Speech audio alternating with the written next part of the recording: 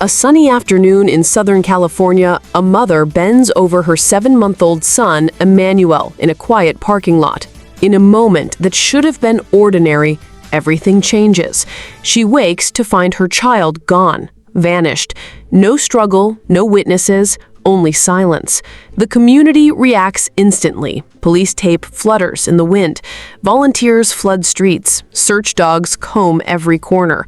Cameras, neighbors, every detail becomes crucial in the desperate search. But the deeper investigators dig, the more the story begins to unravel. Surveillance footage conflicts with statements. Timelines fail to align. Every account is dissected. Every claim questioned. What was first thought to be a simple missing child case becomes a tangled web of inconsistencies. Then the revelation surfaces. Rebecca Haro has a hidden life, another family, children, relationships kept secret for years. Her former husband and older children were unaware of this hidden household. 2 lives, 2 worlds, each meticulously separated, each quietly shaping the environment around Emmanuel. Her former husband speaks publicly for the first time, revealing layers of relationships and household dynamics that had remained invisible. Choices made in silence are now emerging, decisions that quietly influence the life of a child who vanished in plain sight. Questions linger, heavy and urgent. How could such secrecy exist unnoticed? What impact did these hidden relationships have on the children? And how did this dual life connect to the events leading to Emmanuel's disappearance? Tomorrow, the court will confront these truths. Every secret, every hidden decision, every concealed chapter will be examined under the unblinking eye of justice. The community waits, tense, knowing that answers are finally coming into view. This is not a story of a missing child alone. It is a story of hidden lives, quiet decisions, and the unseen forces that shaped the fate of one innocent boy. Today, the layers begin to unravel, and the truth, long kept in shadows, starts to emerge. Just over a week after Emmanuel's disappearance on August 22, 2025, both Rebecca Haro and her husband, Jake Haro, were arrested. Charges included filing a false police report and murder. Investigators began piecing together a timeline that suggested Emmanuel may have been in danger well before the reported disappearance. Every statement, every action, every decision of the Haros came under scrutiny. Jake Haro's past added a new layer of complexity. In 2023, he had been convicted in a case involving his daughter from a previous relationship, an incident that left long-term effects on her life. Though he did not serve prison time, questions arose whether earlier intervention could have prevented the unfolding tragedy. As authorities gathered evidence, inconsistencies in both Rebecca and Jake's accounts became clearer. Surveillance footage, witness testimony, and timelines revealed a story that did not match the public narrative. Each revelation intensified the questions surrounding the household, the family dynamics, and the safety of Emmanuel. For the children involved, the impact of secrecy and division became painfully evident. Those who had been separated from their mother for years expressed emotions that could not be ignored. Confusion, longing, and a silent understanding of lost time filled their eyes and voices. Every hidden detail, every unspoken decision weighed on them, shaping lives in ways that the world outside could barely perceive. The community felt the weight as well. Vigil after vigil, memorials and gatherings reflected not only grief, but the shock of learning that the life of a child had been entwined with secrets that no one had seen coming. The court tomorrow will confront these facts, examining both the criminal acts alleged and the human consequences of years of hidden choices. The legal proceedings promise to expose layers of truth that have long remained in the shadows. Behind the headlines and courtroom preparation, there is the emotional toll on every life touched by these events. Fathers, mothers, children, neighbors, and investigators are all entangled in a story that will finally be scrutinized under the law. What happened within the walls of the Haro household, what choices were made in silence, and how those choices affected the life of a child will all come to light. Tomorrow, the court will bring clarity, accountability, and a confrontation with the hidden realities that shaped Emmanuel's short life. This is not just a case of missing pieces and conflicting statements. It is a story of human emotion, divided families, and the unseen consequences of decisions kept behind closed doors. As investigators dug deeper into Emanuel Haro's disappearance, every detail of the Haro household came under scrutiny. Timelines, statements, and surveillance footage were meticulously analyzed. Patterns emerged that contradicted the story initially presented.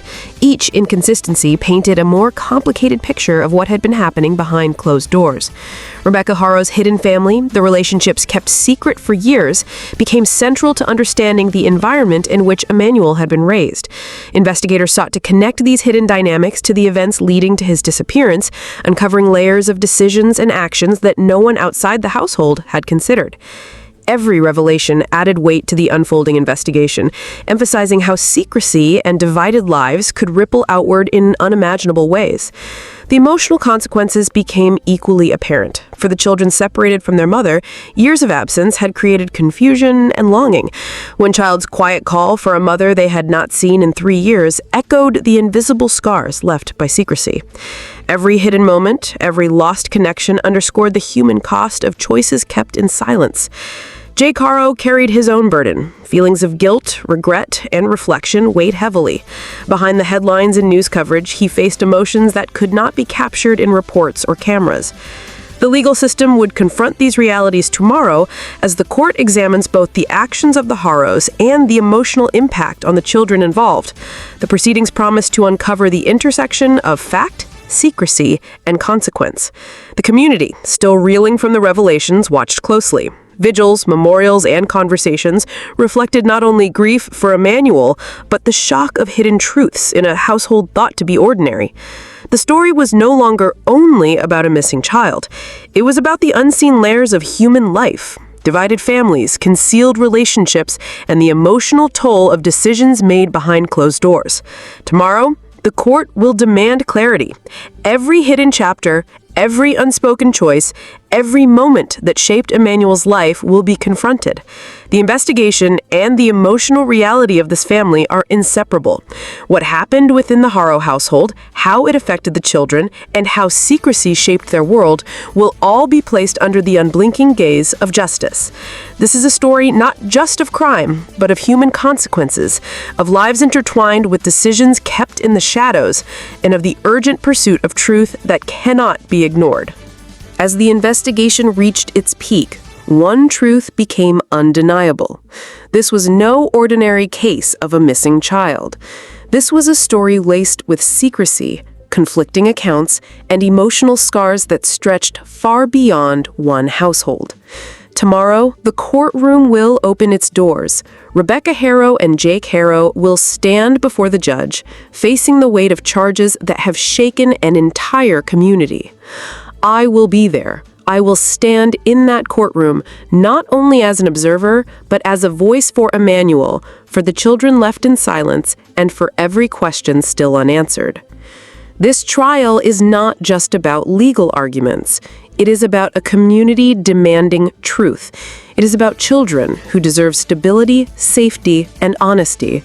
It is about Emmanuel, a 7-month-old baby whose short life was surrounded by choices no child should ever endure.